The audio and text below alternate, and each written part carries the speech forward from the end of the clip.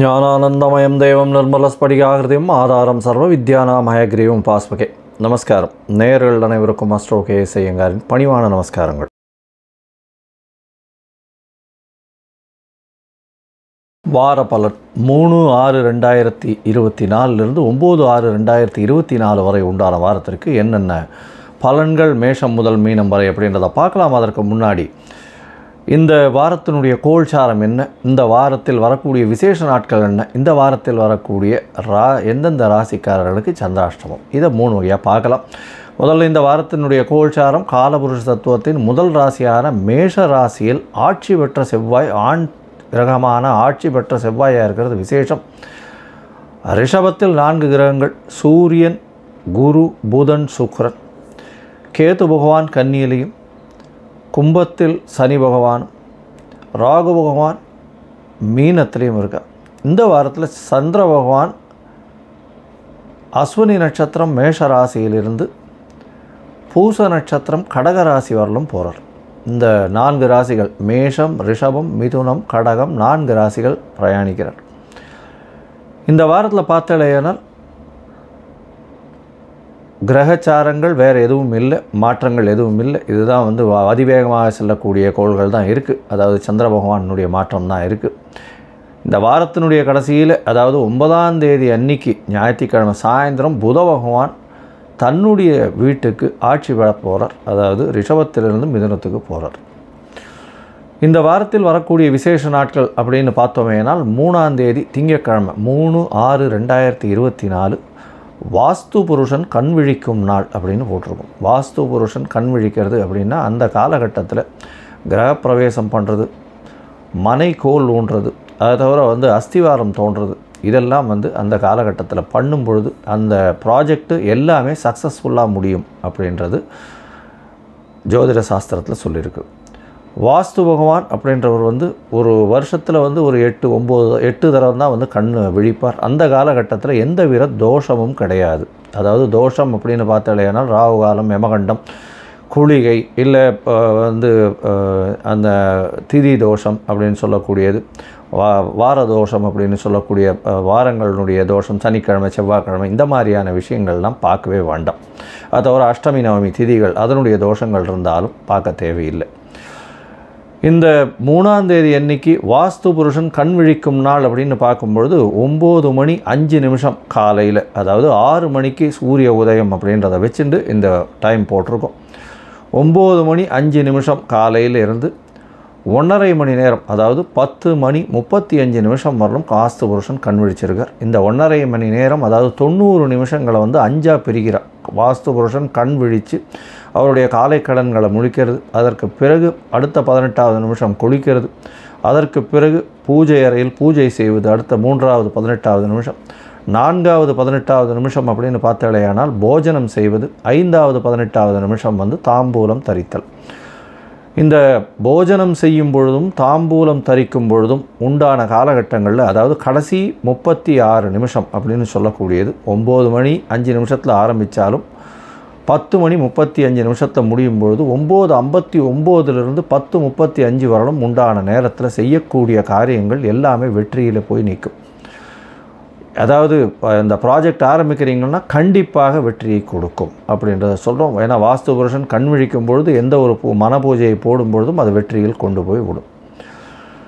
சரி, இதற்கு பிறகு பார்த்தோமேயானால் 4ஆம் தேதி அன்னைக்கு பிரதோஷ காலம். பிரதோஷ காலம் அப்படின்னு சொல்கிறது 13ஆம் நாள், அதாவது வளர்பிறையிலும் தேய்பிறையிலும் வரக்கூடிய 13ஆம் நாளை பிரதோஷம்னு சொல்லும். சாயந்தரம் சிவன் கோயிலில் பிரதோஷ தீபாராதனை ரொம்ப முக்கியம். எல்லா விதமான தோஷங்களையும் போக்கக்கூடிய ஒரு விசேஷத்தை கொடுக்கக்கூடியது இந்த பிரதோஷ காலம். பிரதோஷத்துக்கு விரதம் இருக்கிறதன் மூலியமாக கடன்கள் அற்று போகும், எல்லாவித பிணிகளும் அற்று போகும் அப்படின்றது ரொம்பவும் விசேஷம்.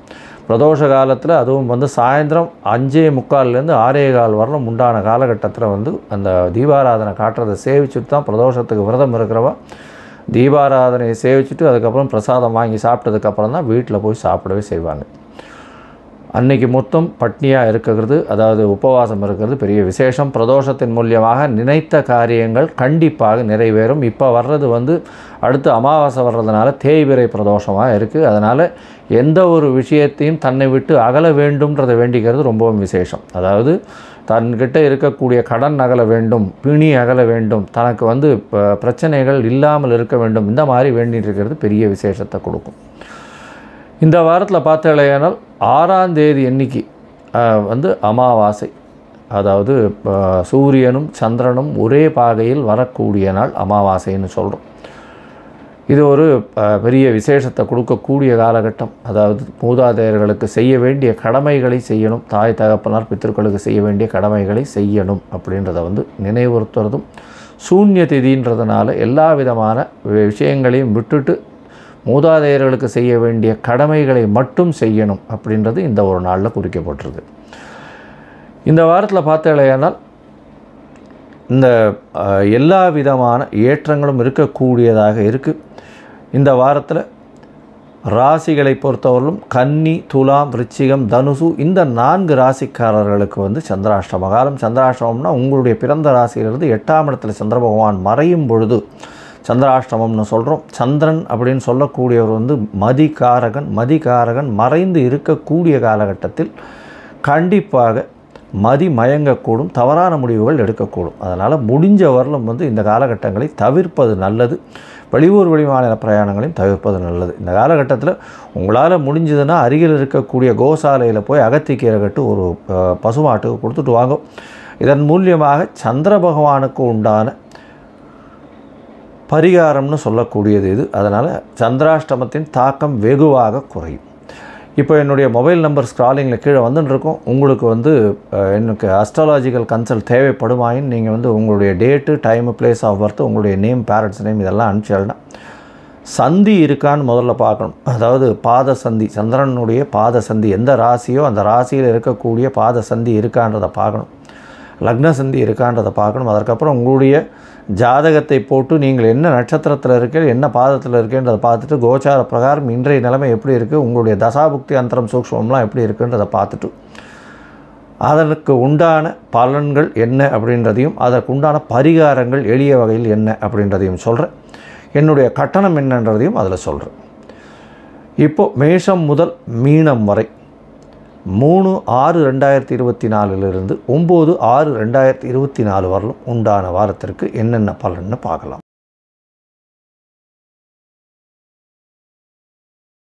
மேஷம், அஸ்வினி, பரணி, கிருத்திகை இந்த 3 நட்சத்திரம் 9 பாதங்களை கொண்ட ராசி. ராசியின் அதிபதி செவ்வாய் பகவான் ஆட்சி பெற்று போயிருக்கார். இந்த வாரத்தில் பெரிய ஏற்றம், எந்த ஒரு விஷயத்திலும் வெற்றி உண்டாகும். உடல் நலத்தில் நல்ல ஒரு ஏற்றம் இருக்கும். இவ்வளோ நாளாக ஒரு சின்ன பயம் இருந்துகிட்டே இருக்கும். என்னென்னா 12ஆம் இடத்துல செவ்வாய் பகவான் ராகுவோட சம்பந்தத்தில் இருந்ததுனால என்னடா இது பிரச்சனைகள் இருந்துகிட்டே இருக்குமேன்ற ஒரு பயம் இருக்கும். இப்போ அந்த பயமே இல்லாமல் நிச்சயமாக வெற்றி பெறக்கூடிய வாய்ப்பு உண்டு. பணத்திற்கு பஞ்சம் இருக்காது. ஏன்னா 2ஆம் இடத்துல 4 கிரகங்கள் 2ஆம் அதிபதியும் ஆட்சி பெற்று போயிருக்கார். தனகாரகனான சுக்கிரனும் தனஸ்தான அதிபதியான சுக்கிரனும் தனக்காரகனான குருவும் சேர்ந்து இருக்கக்கூடிய காலகட்டம். சூரியனோட 5ஆம் அதிபதியான சூரியனும் 2ஆம் இடத்துல இருக்கிறது பெரிய விசேஷம். இந்த வாரத்தில் பார்த்தீங்கன்னா புதனும் உங்களுடைய ராசியில் இருக்கார். முயற்சிகள் அனைத்தும் வெற்றி பெறக்கூடிய காலகட்டமாக இருக்கும். புதிய வேலை கிடைக்கக்கூடிய காலகட்டம். 6ஆம் இடத்தில் இருக்கக்கூடிய கேது பகவான் புதிய முயற்சிகள், புதிய வேலையை உங்களுக்கு கொடுப்பார். அதை தவிர பார்த்தீங்கன்னா புதுசாக நீங்கள் எதுவும் பண்ணும்பொழுது அதில் ஒரு பெரிய ஏற்றம் இருக்கும். சிறிது தடங்கல்கள் இருந்தாலும் அதில் வெற்றி பெறக்கூடிய வாய்ப்புகள் நிச்சயமாக உண்டு. ஏன்னா குரு பகவான் உங்களுடைய ராசிக்கு 9ஆம் அதிபதி 2ஆம் இடத்தில் இருக்கிறதன் மூலியமாக நல்ல ஒரு ஏற்றம். குடும்பத்தில் நல்ல ஒரு அந்யோன்யம் இருக்கும். கணவன் மனைவிக்குள்ள நல்ல ஒரு ஏற்றம் இருக்கும். குடும்பத்தில் பணவரவிற்கு தட்டுப்பாடு இருக்காது. குடும்பத்தில் கணவன் மனைவிக்குள்ள எதிர்பாலினத்தவர் மூலியமாக நல்ல ஒரு ஏற்றம். பார்ட்னர்ஷிப் பிஸ்னஸில் நல்ல ஒரு ஏற்றம் இருக்கக்கூடிய காலகட்டம். தொழிலில் பார்த்தீங்கன்னா அபரிமிதமான ஏற்றம் இருக்கும். ஏன்னா குருவே தொழில் ஸ்தானம்னு சொல்லக்கூடிய 10ஆம் இடத்தை பார்க்குறார். 11ஆம் இடத்தில் 11ஆம் அதிபதியும் ஆட்சி பெற்று இருக்கிறது பெரிய விசேஷம். அதனால் எந்த ஒரு தொழிலாக இருந்தாலும் மருத்துவம் சம்பந்தப்பட்டதோ இல்லை இரும்பு சம்பந்தப்பட்ட இன்ஜினியரிங் கான்ட்ராக்டு இந்த மாதிரியான விஷயங்களில் இருக்கிறவாளுக்கெல்லாம் பெரிய ஏற்றம் கிடைக்கக்கூடிய காலகட்டம். அதுவும் சமையல் கலை வல்லுநர்களுக்கு பெரிய ஏற்றம். ஐஏஎஸ் ஐபிஎஸ் போன்ற யூனிஃபார்ம் சர்வீசஸில் இருக்கிறவாளுக்கு பெரிய ஏற்றம். பிளட் டொனேஷன் இது பண்ணுறது, பிளட் பேங்க் வச்சுருக்கிறவா இவாளுக்கெல்லாம் பெரிய ஏற்றம் கிடைக்கக்கூடிய காலகட்டமாக இருக்கும். வெளிநாட்டிலிருந்து அதாவது வெளிநாட்டிலிருந்து வரக்கூடிய இந்த என்ன சொல்கிறது, அதாவது எக்ஸ்போர்ட் இம்போர்ட் பிஸ்னஸில் பெரிய ஏற்றம் கிடைக்கக்கூடிய காலகட்டமாக இந்த வாரம் அமைய போகிறது. இந்த வாரத்தில் பார்த்தீங்களேனால் உங்களுக்கு சந்திர பகவான் உங்களுடைய ராசியிலேயே இந்த வாரத்தை ஆரம்பிக்கிறார். சந்திர பகவான் உங்களுடைய ராசியில் 3ஆம் தேதியிலிருந்து 4ஆம் தேதி மாலை ஒரு 4ஆம் தேதி காலை ஒரு 4:15 மணி வரலும் இருக்கக்கூடிய காலகட்டமாக அமையிறது. இந்த காலகட்டத்தில் பார்த்தீங்களேனால் சந்திரனும் செவ்வாயும் சேர்ந்து இருக்கக்கூடிய காலகட்டம். அதனால் சந்திர மங்கள யோகம் அமையிறது. சந்திர மங்கள யோகம்னா புதிய வீடு நிலம் வாங்கக்கூடிய வாய்ப்புகள் கிடைக்கும். அதை தவிர தாயின் உடல்நிலையில் நல்ல ஒரு ஏற்றம் கிடைக்கக்கூடிய காலகட்டமாக அமையும். உங்களுடைய ராசிக்கு 2ஆம் இடத்துல சந்திர பகவான் போகிறார். அது 7ஆம் தேதி